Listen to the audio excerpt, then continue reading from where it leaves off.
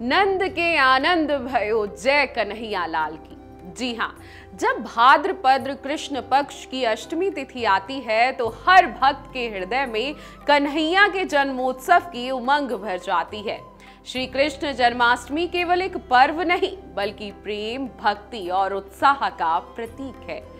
घर घर में झूले सजते हैं, मंदिरों में भजन कीर्तन की गूंज होती है और हर कोई माखन चोर के स्वागत की तैयारी में लीन हो जाता है। लेकिन इस साल जन्माष्टमी को लेकर भक्तों के मन में भ्रम है कि जन्माष्टमी 15 अगस्त को मनाई जाए या 16 अगस्त को, क्योंकि इस बार अष्टमी तिथि और रोहिणी नक्षत्र एक साथ नहीं पड़ रहे। जी हाँ, इसलिए आज हम आपको बता देते हैं कि आपको जन्माष्टमी 16 अगस्त को मनानी है या 15 अगस्त को। आपको बता दें कि अष्टमी तिथि का आरंभ 15 अगस्त को रात 11:49 से शुरू होगा। अष्टमी तिथि का समापन 16 अगस्त को रात 9:32 पर होगा।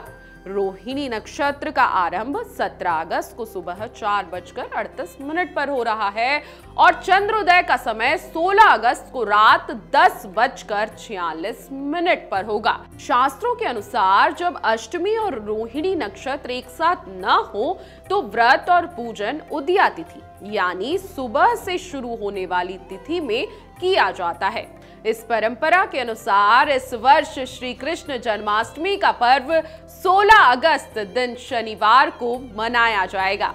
तो आप भी उदया तिथि के अनुसार जन्माष्टमी का पर्व 16 अगस्त को ही मनाएं। अब कोई भी पूजा या उत्सव होता है तो उसे विधि विधान से करना बहुत जरूरी होता है। तो चलिए जान लेते हैं जन्माष्टमी की पूजा विधि।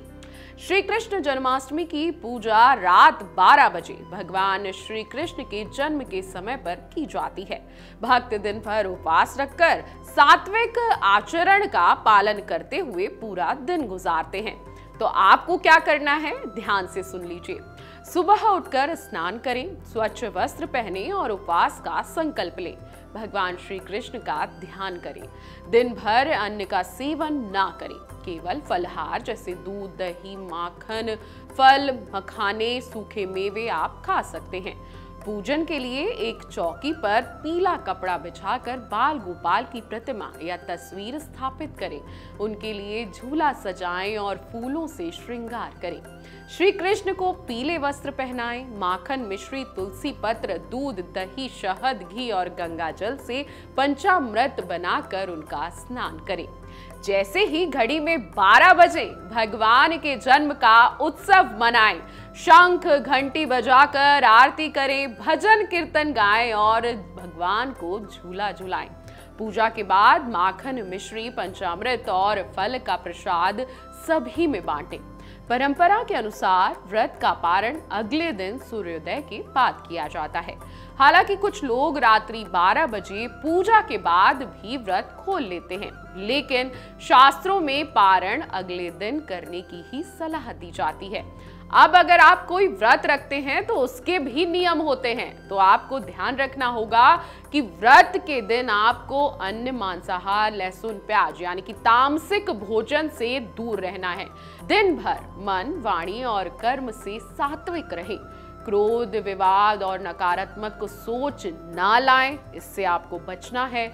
संभव हो तो दिन भर श्री कृष्ण नाम का जप करें और श्रीमद् भागवत गीता का पाठ करें। कहा जाता है कि जन्माष्टमी के दिन जो भक्त नियम पूर्वक व्रत और पूजा करते हैं उन्हें जीवन में सुख, समृद्धि और भक्ति की प्राप्ति होती है।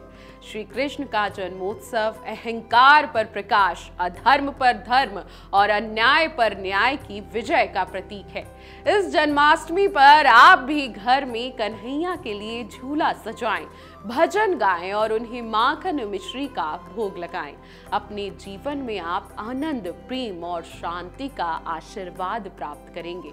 याद रखें, जहां भक्ति है वहां श्री कृष्ण है और जहां श्री कृष्ण है वहां जीवन में कभी अभाव किसी चीज का नहीं हो सकता। जय श्री कृष्ण। अगर आपको हमारा ये वीडियो पसंद आया हो तो हमारे चैनल जीवांजलि को सब्सक्राइब करें